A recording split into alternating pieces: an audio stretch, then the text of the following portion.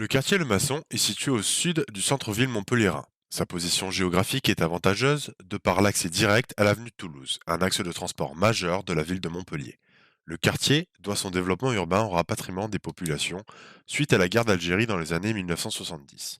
Sa population est essentiellement composée de ménages frappés par une forte précarité sociale. De plus, le paysage urbain est majoritairement composé de logements collectifs de type HLM.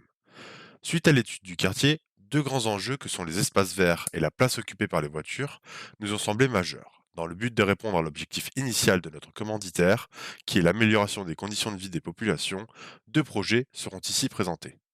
Le site clé de notre projet se cantonne dans un premier temps aux habitats sociaux situés en bordure de l'axe de tramway, afin de permettre l'émergence de cette nouvelle image du quartier prioritaire de Le Maçon rapidement. Nous avons également choisi ce secteur-là car le type de bâti qui s'y concentre est le plus propice à la mise en œuvre de notre projet. Les deux projets tiendront les objectifs suivants. Faire gagner en qualité d'isolation pour les ménages sans un réel coût d'entretien, mais aussi apporter une aide alimentaire non négligeable pour les ménages en difficulté. Ces objectifs seront réalisables par la création de jardins partagés sur les toits en permaculture, mais aussi par la végétalisation des façades d'immeubles à l'aide de feuilles de vigne vierge. Nos projets répondent donc aux deux enjeux du quartier, car ils vont permettre un gain en espace végétalisé conséquent, sans pour autant diminuer le nombre de places de parking qui sont déjà saturées par la demande. En termes de temporalité, ce projet sera étalé sur environ 7 ans, voire plus si l'idée plaît. En effet, car rien n'empêche la réalisation de jardins partagés sur toit en permaculture dans l'ensemble du quartier prioritaire.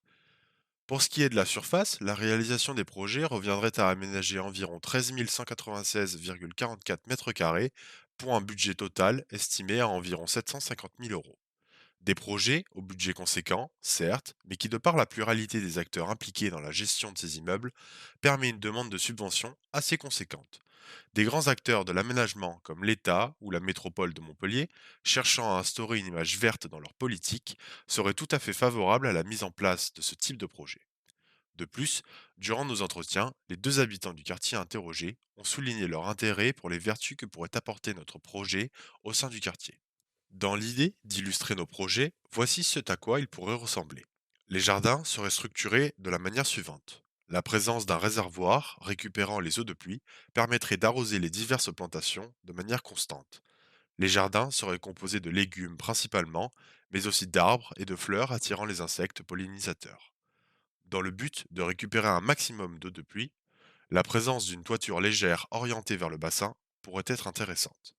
Enfin, voici à quoi la végétalisation des façades d'immeubles pourrait ressembler.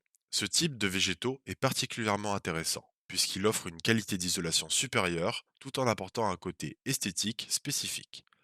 De plus, son coût en entretien est faible, puisque ce sont des plantes grimpantes ne nécessitant quasiment pas d'eau pour se développer.